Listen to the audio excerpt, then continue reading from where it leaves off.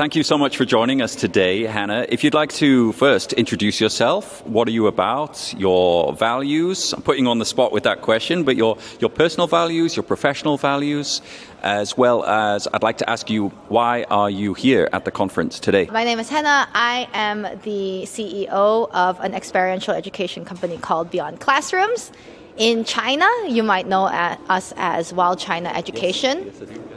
I'm here at LYIS because I'm going to be presenting a workshop about how to give our students and young people psychological safety when they think about future careers in the age of AI. Bit of a mouthful, but it's very important, I think. And as to my values, so one of my personal values is growth and constant development. So I'm really happy to see that LYIS is really echoing a very thing that's dear to my heart. So their theme this year is leadership through growth, I believe. Really excited to see that. And from a company perspective, at Beyond Classrooms, our top 3 values are curiosity, passion, and work ethic. Lovely. 3 things that you definitely always need when you are working in the field of experiential education. If I could get you just to go a little bit deeper on that one in terms of all of these skills that the children are acquiring in terms of collaboration, in terms of decision making on the spot in adverse weather conditions, for example. Why do you put so much emphasis on those skills? And what I'd like to ask you here is, for children in terms of not just beyond the classroom, but beyond school, why are those skills so important as children go into the workforce? Thank you so much for the question. I think it's one that we have been getting more and more of an answer to with better data collection and science.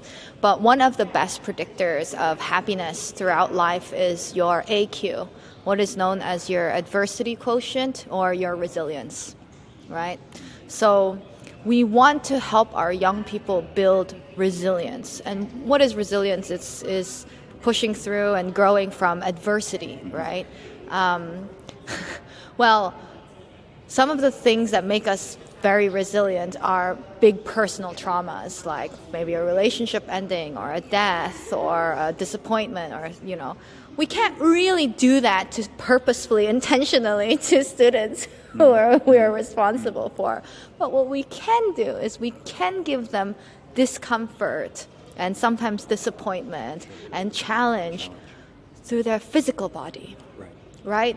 So this is actually, people think about adventure and like, oh, it's risky and blah, blah, blah.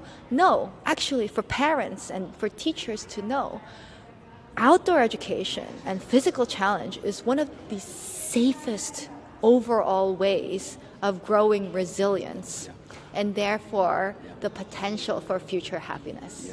Yeah. Okay, you've got me thinking about my own childhood and camping trips as a family, which at the time perhaps I didn't appreciate. In the rain, in the northeast of the UK, cold and miserable in some poorly waterproof tent. But as an adult, when you reflect and you look back on those experiences, how powerful are those? Yeah. So could you talk to us about some ways that you ensure that children are aware of their learning journey? Because at the time, maybe it does feel a bit tough and miserable, and you've been through a challenge, and you're out there in the rain, and you're tired, and your legs are aching, and you're exhausted from your hike. How would you expect your educating team to sort of wrap up such an event? What would be the concluding conversations you may have with the children? Yeah. So I used to lead wilderness survival camps directly, like myself. Okay. So it would be me and like a bunch of kids out in a mountain doing things like raft making and hiking and things like that. And we had a tech-free camp, tech-free wilderness survival camp. And I remember at the end of the camp, it was 5 days, and we were doing our final reflection. It was me and I think 11 or 12 kids, and we were going around. And this little boy, actually he wasn't very little. He was he'd developed very quickly. So he was in 6th grade, but he was taller than me, bigger than me, and huge gamer. Okay. So I think his parents wanted him to detox. Sure. But then at the end, when we were going around and saying, like, what's one thing that you learned about yourself that you didn't know? And then he goes, I don't know, I could survive without my phone for this long. Wow. You know, How powerful is that? it's super powerful. And this guy, he was having a good time. And then the other kid, this was so cute. This kid, basically had never been hiking before in his life, and his parents decided it's a good idea to put him in a wilderness survival camp. Mm-hmm. Great. But he did the hike, and then he was going. He fell so many times. Like, I remember his name to this day is Nicholas. And he fell so many times. And on the final day when we were doing this, he shared with all his peers and with myself, like, I didn't know that I could fall down that many times and still get back up. Wow. Proof of resilience. 100%. Exhibit A, Exhibit B. Yeah.